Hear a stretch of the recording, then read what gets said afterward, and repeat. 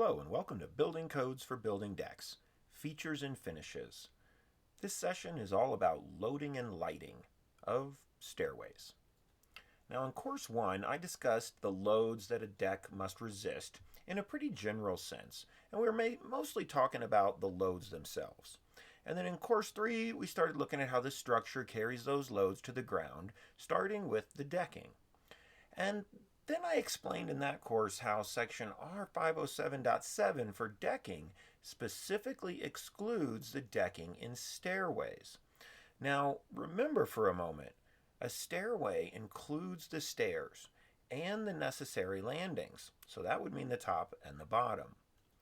Now, I explained that the reasoning for the decking table not including stairways is because individual stairs are required to resist a 300-pound concentrated load.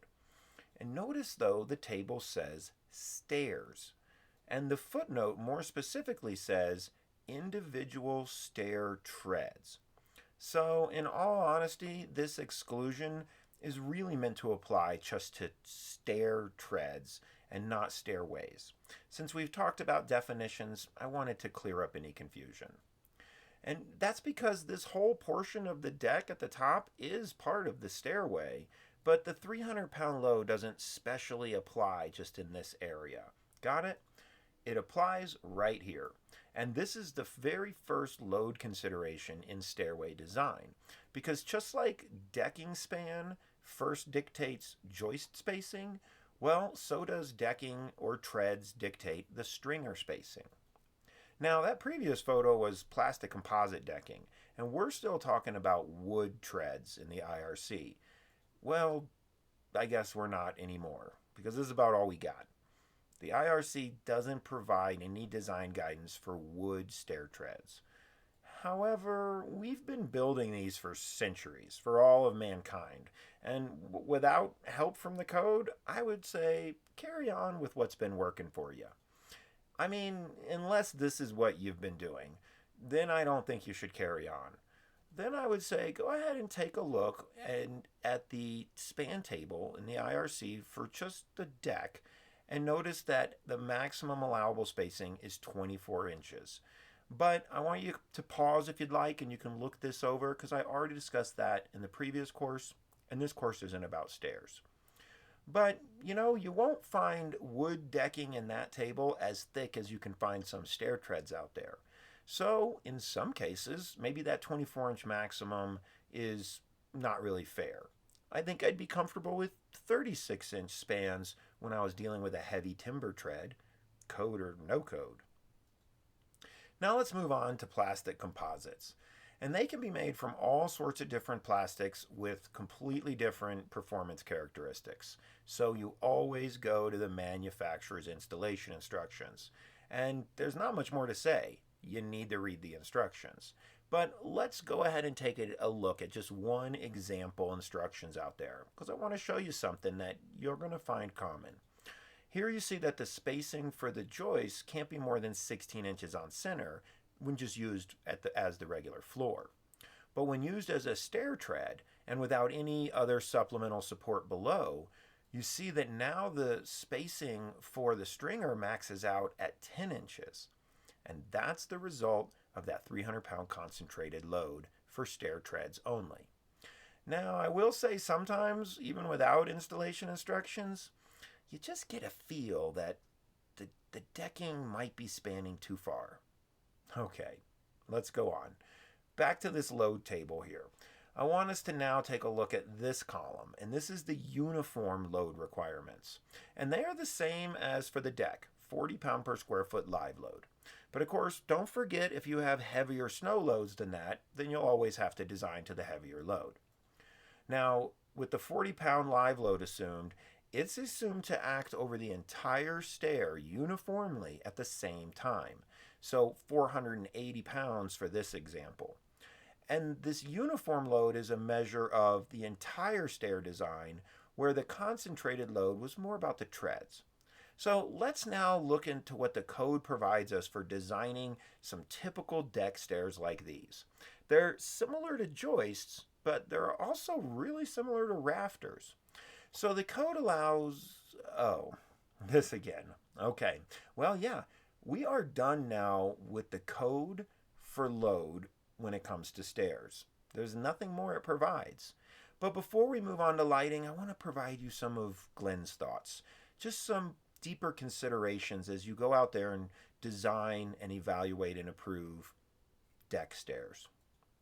Now, in course 2, I explained this section of the code and how it talks about the grade of lumber and how the grade of lumber is the basis for the structural design and having an assumption of the load carrying capacity of the wood.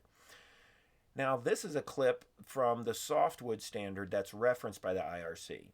And you can pause the video if you'd like and read this whole part, but it just talks about the inexact science of grading and how each board is evaluated for various conditions, knots, waning, etc., and where it's located on the board in order to get kind of a educated guess on how strong it is. Now, the American Wood Council has done some work and taken all of this into consideration, as well as all the other difficult variables of stair design. And they're offering some guidance in their DCA 6 document. This can be easily found at no cost on the internet. And the issue we have is this common notching of stringers basically undoes any type of grading or structural capacity assumptions for that piece of wood. And so the American Wood Council recommends at least a minimum 5 inches of remaining lumber in this untouched portion. And then they limit the overall span of this as well. And that's measured horizontally as shown here. Now, on top of the guidance from the AWC, remember that lumber grading considers the location of the knots, splits, and checks, and other deformations. So even with sufficient material left to make this span, you've got to become like the grader. And your notching needs to be laid out so that large knots are removed from the notch. And other weakened locations like knots aren't located in these narrower portions where we're trying to get the strength for the stringer. Now, another way to just avoid this discussion of notching graded lumber is to sister a full size and full length 2x4 or 2x6 to the notch stringer, probably on the inside of it, and then evaluate that as a rafter. So let's go and start talking more about stair stringers like rafters instead of like floors. Now, in this figure, you even notice that in the roof framing chapter of the IRC, it tells us that rafter span, we measure it horizontally, the same way the DCA 6 talked about stringer span. Now, you can get a sense of the span for that sistered member on the notch stringer, graded material, not notched now, right? Using this rafter span table. You'd want to use the 50-pound snow load table, though, because for the conversion, that's going to be closer to a 40-pound live load. Now, let's move on from the stringer span. That's enough to get you thinking. And let's now talk about bearing and connection at both ends of that span. And the rafter section of the code starts out just the same as the deck joist part that we discussed in course 3. And it requires a minimum 1.5 inch bearing on wood or metal. And the notching that's also allowed into the bottom of rafters is the same that's allowed into the bottom of joists that we also discussed in the previous course. And the IRC does provide a really nice figure to show this maximum 1/4 notching allowed in a rafter. Alright, so now let's try to kind of combine these two and see if we can learn something for stairs. So stairs are coming in at an angle like a rafter, so I brutally rotated this photo. Now, the notching for the 1/4, though, is still measured across the depth of the actual member. And so a rafter, just like a joist, can't be notched, and cut beyond this line. Now, the bottom of a rafter, though, isn't cut like we see here. It's going to be cut this way. And that's so it can bear down flat on the floor that it's on, right? But this minimum 1.5 inch bearing that we need, well, now it's got to be somewhere in this portion on the allowable notch side of the cut. So let's look at some stairs now. And let's think about how are we going to handle the notched part for the tread, and how does that affect this allowable notch that we just talked about? Well, only the remaining portion of the notched stair stringer is what handles the span from top to bottom. So it would be sensible that only the percentage of that is what we would translate here to help with our bearing and understand the notch allowed at bearing.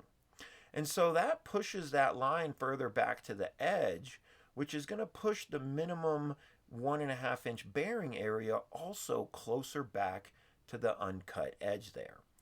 And so this is why I recommend supporting the stair stringer from the heel. The code doesn't say it like that, but does it? All right, now let's move on and talk about the upper bearing. I want to show you this phrase from the roof framing section on ridges. It says that the ridge of the roof can be supported by a wall or a beam. So, okay, a wall. Now that tells us that these same roof provisions that work for this roof would also work for half of it, where it was just up to a wall. And now we can start to set up some comparisons to stairs. Now remember, this is for general understanding in absence of stair codes. You will have to make your own judgments out there with each situation and how you look at this. So let's go here and peek at the section on bearing. And this portion describes how the minimum bearing area is handled at the top of a rafter. Now, it's a lot of words, so you can read them while I show them. This first part in red talks about how rafter ties connect to the ends of the rafters and they provide tension on the ends, holding the rafters from sliding out laterally to the right. And this would be a lot like the bottom of stairs being secured against lateral movement down to a heavy concrete slab or a laterally braced deck. Okay, with that in place, the part for roofs goes on to say that the vertical surface of the rafter against the wall counts as that minimum required bearing. And so similarly, wouldn't the bearing of the stairs against a laterally braced deck also achieve that bearing in the vertical surface? Now here's the interesting part. For rafter design in the IRC, vertical loads at the top are done. They're handled. They're resisted by these lateral resistances. So what we have is we've achieved bearing using wood only, and we wouldn't need a metal connector to provide the 1.5 inch bearing for the vertical loads. Now, there's a tricky part of this. That is probably a good reason that this comparison doesn't work incredibly well for conventionally built stairs the way they've been done for decades. When bearing this vertical cut of the rafter against a ridge board, the ridge board has to be the full depth of the cut. Can you see where we're going? So in this common example of how stairs have been built for decades, you could see how the ridge board doesn't extend all the way down to the bottom of the rafter cut.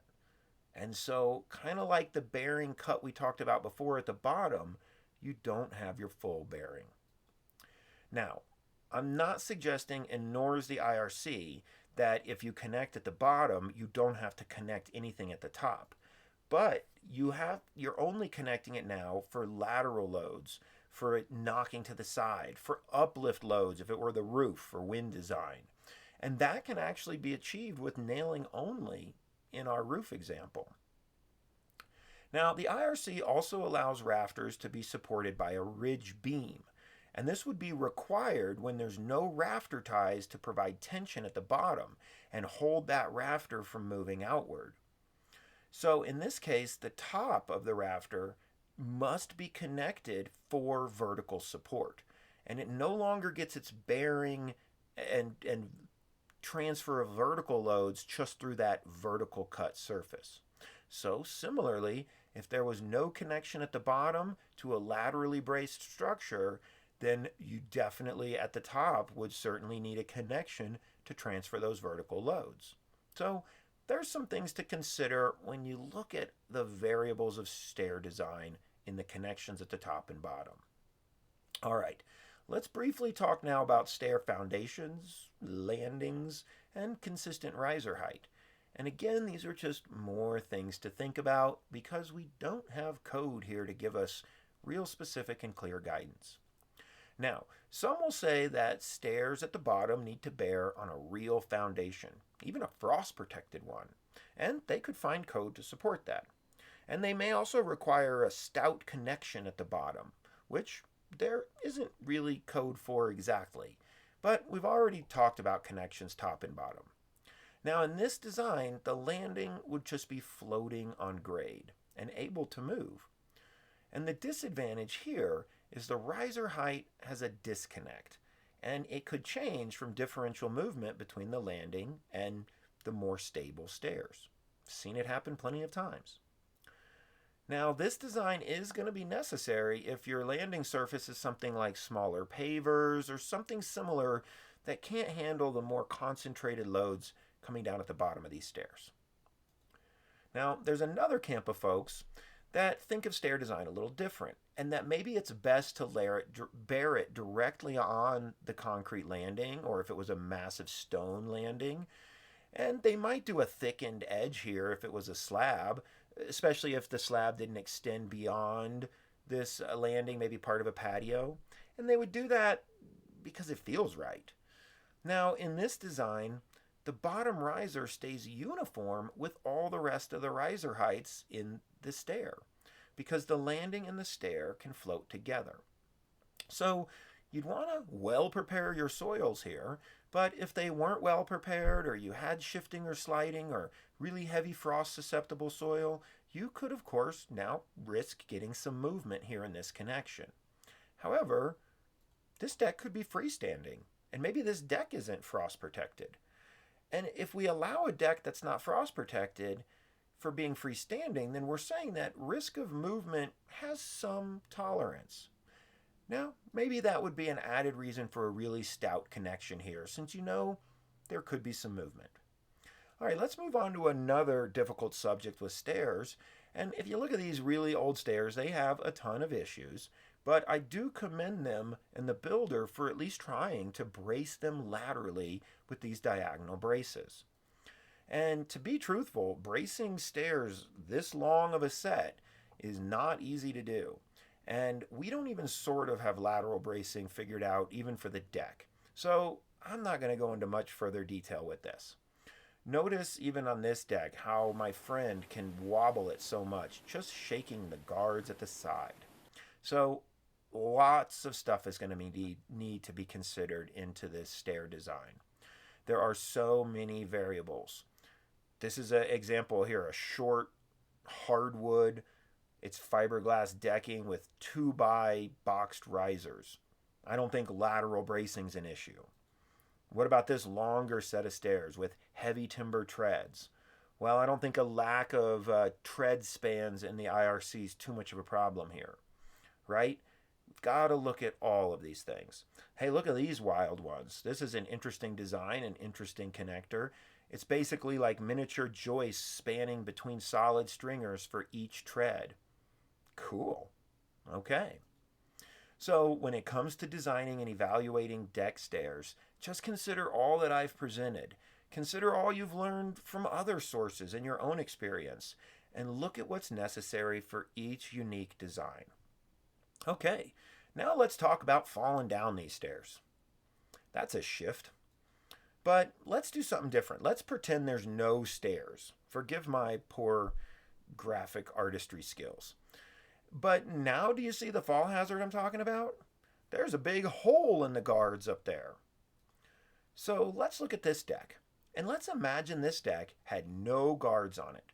And if you came walking up to the edge of the deck and you saw the height here, you'd stop, wouldn't you? But what if you didn't see that fall?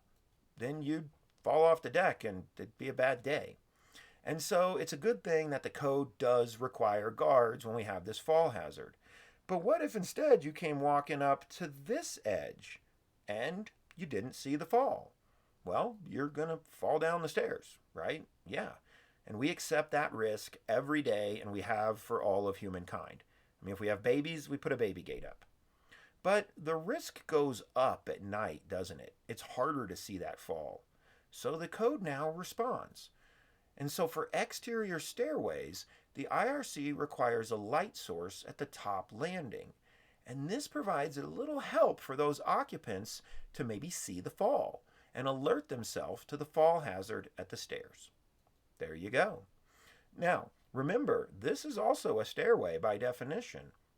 And though the light source is in the lower landing here in the risers and shining to that lower landing, I think it served the same purpose, don't you? But what about this one? It starts to get harder choices here, right? Now the top of the stairs and the top landing is way over here, but the light source is right here. Well, if this was my house and I was using the deck, I would turn on the lights. Is the light enough to help alert me to the top of the stairs? This is what the code is trying to provide. My name is Glenn Mathewson. Thanks for learning with me. This course has been provided to you by buildingcodecollege.com, where we go beyond the words.